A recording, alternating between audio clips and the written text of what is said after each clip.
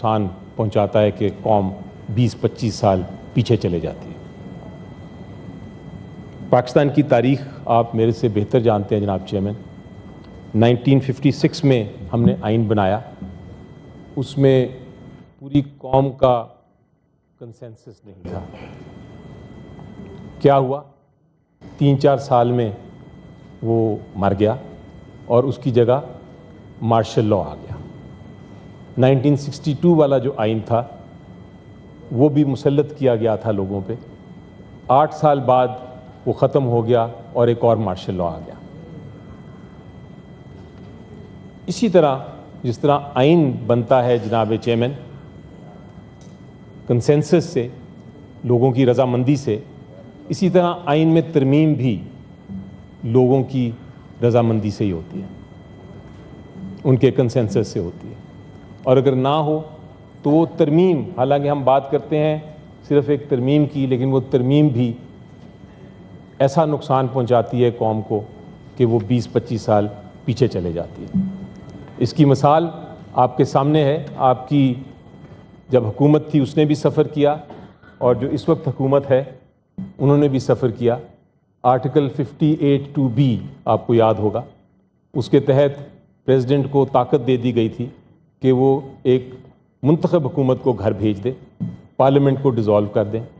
और वो आपकी हुकूमत भी 2 बार गई उसी 58(2) के पीछे, और PMLN की हुकूमत भी आर्टिकल 58(2)B की जद में आई। तो हमने देखा कि एक अमेंडमेंट जो मुसल्लत की गई थी एक डिक्टेटोरियल रिजीम में, उसने कितना बड़ा जमहूरियत को नुकसान पहुंचाया। और उसके बाद जनाब चेयरमैन मार्शल लॉ फिर आ गया। तो कंसेंसस जो है, इत्तेफाक राय, ये बहुत ज़रूरी है किसी भी आइनी तरमीम के लिए। ये जो आइनी तरमीम लाने की कोशिश की जा रही है, यकीनी तौर पे इंसाफ के साथ, आइन के साथ, जमहूरियत के साथ, इस वक्त मैं और मेरे 3-4 साथी तो ज़रूर इधर बैठे हैं। बाकी साथी इस वक्त आ नहीं सके क्योंकि उनको डर है कि वो पकड़े जाएंगे और उनसे ज़बरदस्ती वोट लिया जाएगा। और शायद कुछ साथी हमारे आज अफवाह है कि पेश किए जाएंगे इस ऐवान में, जो आके किसी ज़बरदस्ती या किसी और वजह से वो वोट करेंगे आज। लेकिन जो आइनी तरमीम लाने की कोशिश की जा रही है जनाब चेयरमैन, जो आज कोशिश की जा रही है, उसका जो पूरा अमल है, लोगों को ज़बरदस्ती लोटा बनाना, लोगों को पैसे देकर वोट लेना, लोगों से ज़बरदस्ती करके वोट लेना एक आइनी तरमीम के लिए, लोगों को ज़दोकोब करके वोट लेना, लोगों पर जुल्म ढा के वोट लेना, लोगों की बच्चे, बीवियां, बहनें, भाई, उनको पकड़ के अबडक्ट करके मिसिंग पर्सन बना के वोट लेना, ये जो अमल है आइनी तरमीम का, ये कंसेंसस बेस्ड नहीं है। ये लोगों की रजामंदी उसमें शामिल नहीं है। इस प्रोसेस, ये जो अमल ये सारा हो रहा है, मेरी नज़र में जनाब चेयरमैन, ये ना सिर्फ जुर्म है, ना सिर्फ ये आइन के ख़िलाफ़ है, ना सिर्फ ये जमहूरियत के प्रिंसिपल्स के ख़िलाफ़ है, असूलों के ख़िलाफ़ है, बल्कि ये जो हमें हमारे मज़हब सिखाता है, जो इस्लाम सिखाता है, जो क्रिश्चियनिटी सिखाती है, जितने दुनिया के मज़ाहिब हैं उनकी भी खिलाफ वर्जी। आप किसी को ज़बरदस्ती करके उसकी आमादगी नहीं ले सकते। तो आज हो सकता है आप बिल पास करा लें, आपको बड़ा कॉन्फिडेंट है आप कि करा लेंगे, शायद करा भी लें, लेकिन अगर आप हमारे लोगों को इस्तेमाल करना चाहेंगे तो मेरे पास एक डॉक्यूमेंट है सर जनाब चेयरमैन, जो मैं आपको उसकी कॉपी भी पेश करूंगा। और वो ये डॉक्यूमेंट है, जब ये आइनी तरमीम आ रही थी तो आर्टिकल 63A की रूह को सामने रखते हुए हमने एक फ़ैसला किया, एक पार्लियामेंट्री मीटिंग की, और पार्लियामेंट्री मीटिंग में हमने ये कहा कि हम किसी किस्म की आईनी तरमीम जो करने जा रही है हुकूमत, उसको हम सपोर्ट नहीं करेंगे। और उस पे मैंने सारे जो हमारे सेनेटर हजरात हैं उनके दस्तखत भी लिए। ये साइन डॉक्यूमेंट है, तो अगर आज कोई कोशिश करेगा इनमें से आके वोट करने का, तो उनका वोट आप काइंडली काउंट ना करें। ये हमारा मौक़िफ़ है। जनाब, चूंकि ये प्रोसेस जो था सारा वो शुरू ही ऐसा हुआ, उसकी शुरुआत ही इतनी छुप छुपा के रात के अंधेरे में हुई कि हमने उसी वक्त फ़ैसला कर लिया था कि हम इस प्रोसेस का, इस अमल का हिस्सा ही नहीं होंगे। और ऑनरेबल लॉ मिनिस्टर ने कहा तो ज़रूर कि एक पार्लियामेंट्री कमेटी थी, हम उसमें बैठे, लेकिन हम उसका हिस्सा नहीं बने। हम हर पार्लियामेंट्री कमेटी की मीटिंग में हमने बड़ा वाज़े कर दिया कि हम बैठे हैं सुनने के लिए, देखने के लिए, विटनेस करने के लिए, ताकि हम शहादत दे सकें कि क्या प्रोसेस था उस पार्लियामेंट्री कमेटी में, लेकिन हमने उसमें शमूलियत नहीं इख्तियार की। हमने कोई अपना एक भी अमेंडमेंट, एक भी हमने क्लॉज उसमें नहीं दिया, और ये मैं आपको रिकॉर्ड पे कह रहा हूँ क्योंकि मैं उसमें मौजूद था। प्रोसेस का हिस्सा तो हम नहीं थे, लेकिन फॉर द रिकॉर्ड कुछ बातें मैं आपको करने जा रहा हूँ। और जो मैं कहने जा रहा हूँ जनाब चेयरमैन, मेरे पास कम से कम हर स्टेटमेंट के लिए जो मैं स्टेटमेंट देने लगा हूँ उसके लिए 3 विटनेसेस हैं। और अगर आप चाहेंगे तो मुझे डॉक्यूमेंट्स भी दे दिए गए हैं, तो मैं, अगर कोई उसको रिफ्यूट करना चाहे, उसको कहना चाहे कि मैं गलत कह रहा हूँ, तो अपनी टर्न पे वो कह सकते हैं, लेकिन फिर मुझे इजाज़त होगी कि मैं वो विटनेसेस भी पेश करूँ और डॉक्यूमेंट्स भी आपको पेश करूँ। जनाब, फॉर द रिकॉर्ड, जब ये शुरू हुआ था मामला, तो एक डॉक्यूमेंट हुकूमत ने तैयार किया। हुकूमत ने तैयार किया या किसी और ने किया, वो विटनेसेस मेरे पास नहीं है, लेकिन सर्टेनली हुकूमत का ही डॉक्यूमेंट था। उस डॉक्यूमेंट में 80 से ज़्यादा तरामीम थी, और उसका एम क्या था, उसका मकसद क्या था? उसका सबसे पहले मकसद तो बहुत ख़तरनाक था, बहुत ही ख़तरनाक जनाब चेयरमैन, और वो ये था कि जो हम सब के बुनियादी हकूक़ हैं, हमारा right to life, freedom of expression, freedom of movement, even due process, fair trial, ये सारे जो बुनियादी हकूक़ हैं वो साइड पे किए जा सकते हैं किसी भी बहाने से। और अगर वो हमें किसी को उठा के अरेस्ट कर लिया जाए और वो बहाना बना दिया जाए जो उस शिक में था, शिक का रेफरेंस भी दे देता हूँ, आर्टिकल 8 में जो तरमीम की जा रही थी, उस बहाने से अगर किसी को उठा भी लिया जाए तो ये भी था कि आप किसी अदालत के पास भी नहीं जा सकते। सो ये एक उसकी शिक थी बड़ी गंभीर किस्म की, जिसको मौलाना फजल रहमान साहब ने ये भी कहा देखते साथ ही कि एक काला नाग है। इसी तरह आर्टिकल 199, जो हम सबको पता है कि आर्टिकल 199 क्या है। आर्टिकल 199 ये है कि अगर हमारे कोई भी हुकूमत या कोई भी ऑफिशियल कोई कानून की खिलाफ वर्जी करता है तो हम अदालत जा सकते हैं, हाई कोर्ट में जाके रिलीफ ले सकते हैं, अपनी इस्तदा पेश कर सकते हैं और हम जो रिक्वेस्ट करें वो मिल सकती है। वो भी जो पावर थी हाई कोर्ट की वो भी ख़त्म की जा रही थी कई मामलों में। इसी तरह एक आईनी अदालत बनाई जा रही थी, और उस आईनी अदालत में क्या था?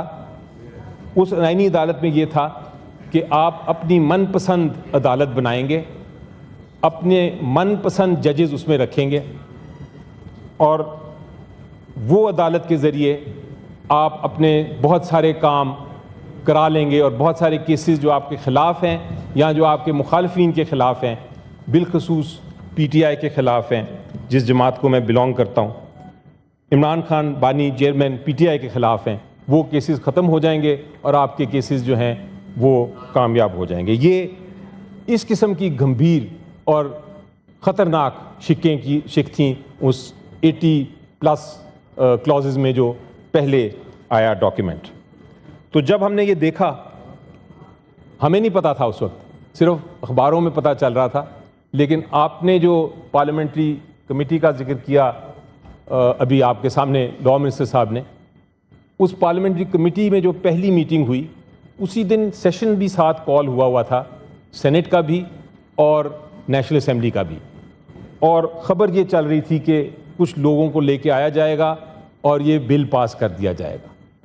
वो तो हम शुक्रगुजार हैं उस वक्त मौलाना साहब के और JUI के कि वो उन्होंने जब ये देखा, और सेनेटर कामरान मुर्तज़ा साहब मेरे पीछे बैठे हैं, उन्होंने पॉइंट आउट किया, उन्होंने कहा कि ये वाला जो ड्राफ्ट है ये तो हमें कतन मंजूर नहीं, क्योंकि ये आइन की अमेंडमेंट नहीं, ये आइन में तरमीम नहीं, ये आइन को तोड़ा जा रहा है, ये कौम को ऐसा नुकसान पहुंचाया जा रहा है जो कि कभी दुरुस्त नहीं होगा, इसलिए हम भी इसका हिस्सा नहीं बनेंगे। जब ये कहा गया, हमें बताया गया, तो हमें बड़ी खुशी हुई कि हमारे साथ एक और पार्टी है जो खड़ी हुई है इंसाफ के लिए, कौम के लिए, जमहूरियत के लिए, जो कानून की बालादस्ती के लिए खड़ी हुई है। उसके बाद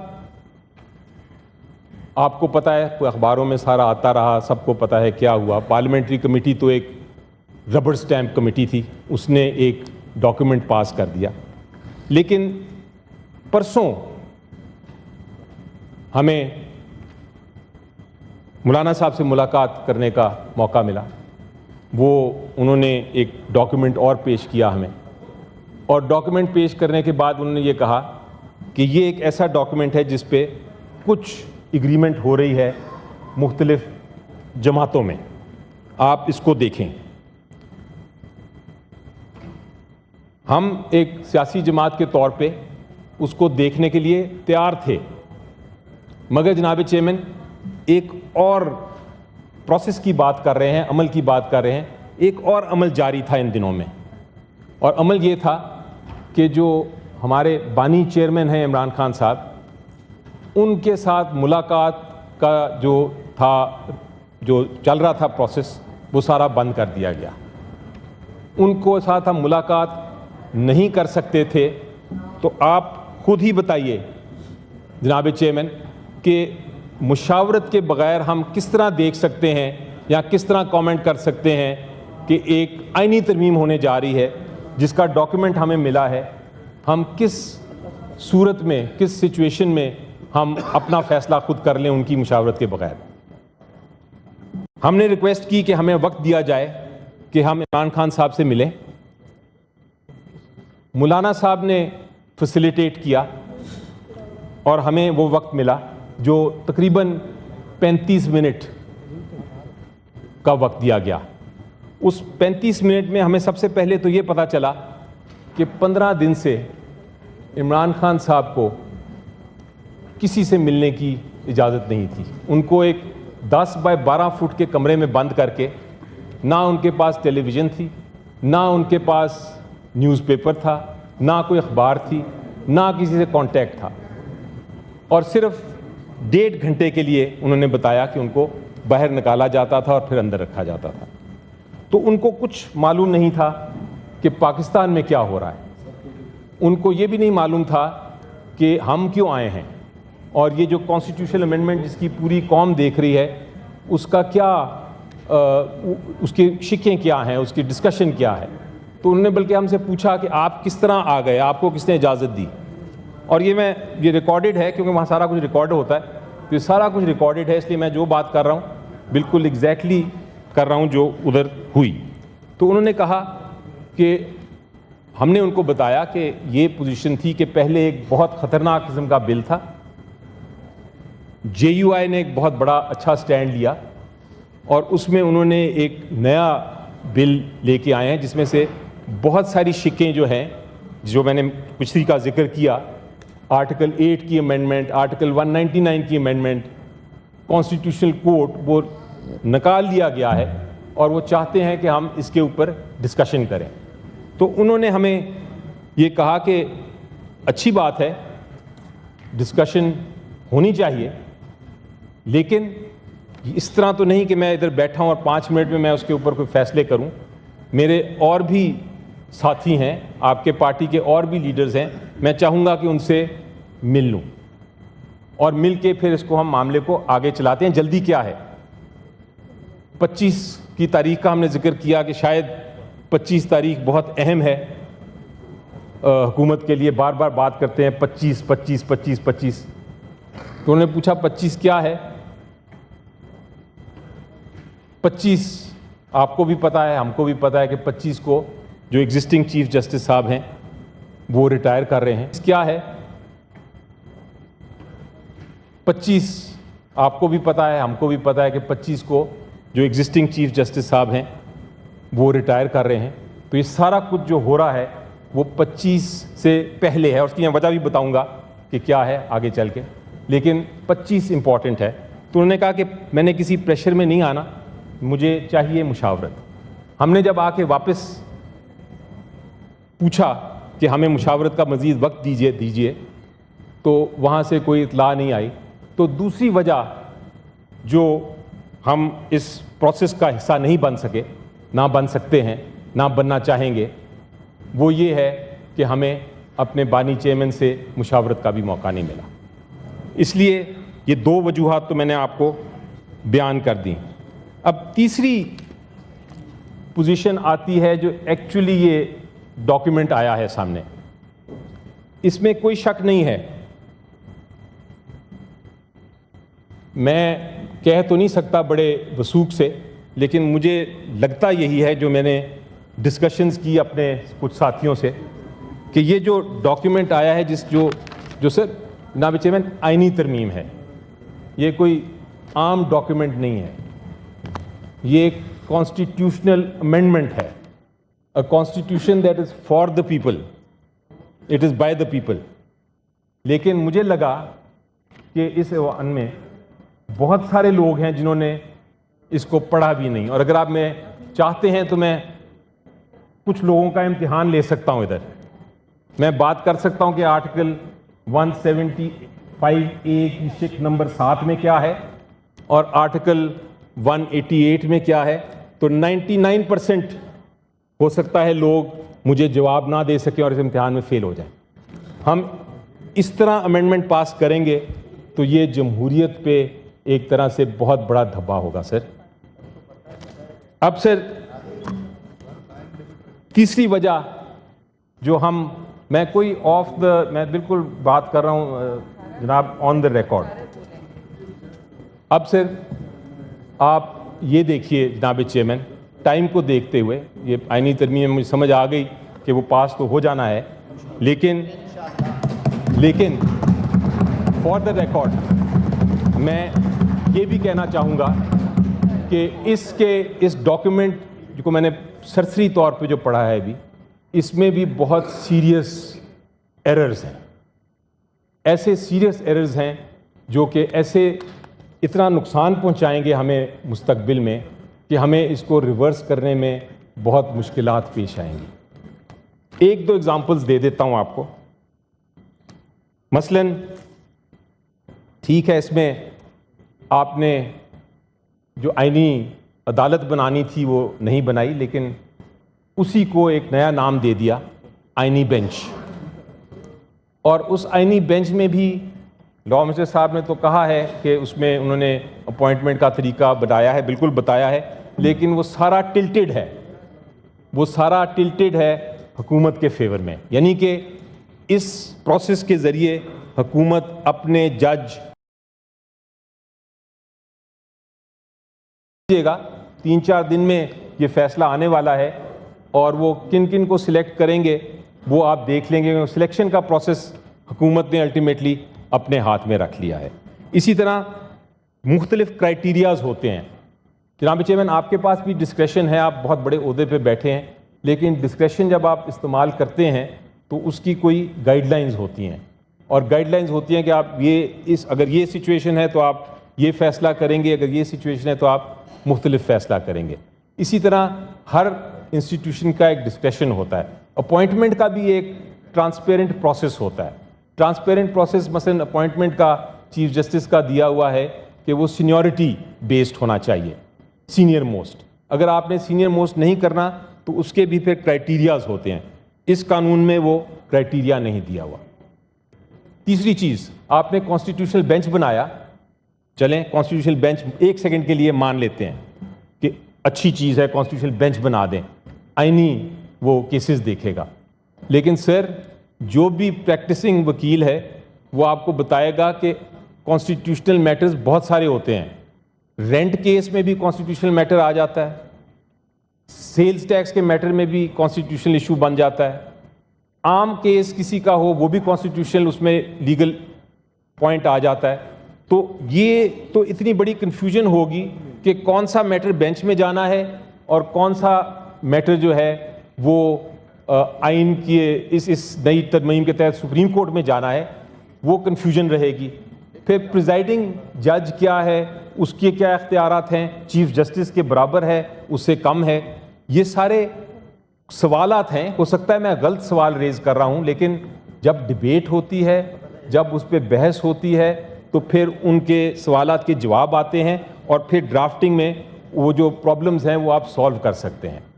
लेकिन जब आप एक ऐवान में आए हैं, सेनेट जैसे ऐवान में, जहाँ लोगों ने पढ़ा ही नहीं है और वो सिर्फ रिलाय कर रहे हैं, हो सकता है अटॉर्नी जनरल साहब बैठे हैं, हो सकता है उन्होंने ड्राफ्ट किया, हो सकता है लॉ मिनिस्टर साहब ने किया हो, उनकी ड्राफ्टिंग पे रिलाय कर रहे हैं, या कुछ कमेटी मेंबर्स ने बैठ के फैसला किया हो, उनके ऊपर रिलाय कर रहे हैं, तो ये बात दुरुस्त नहीं है।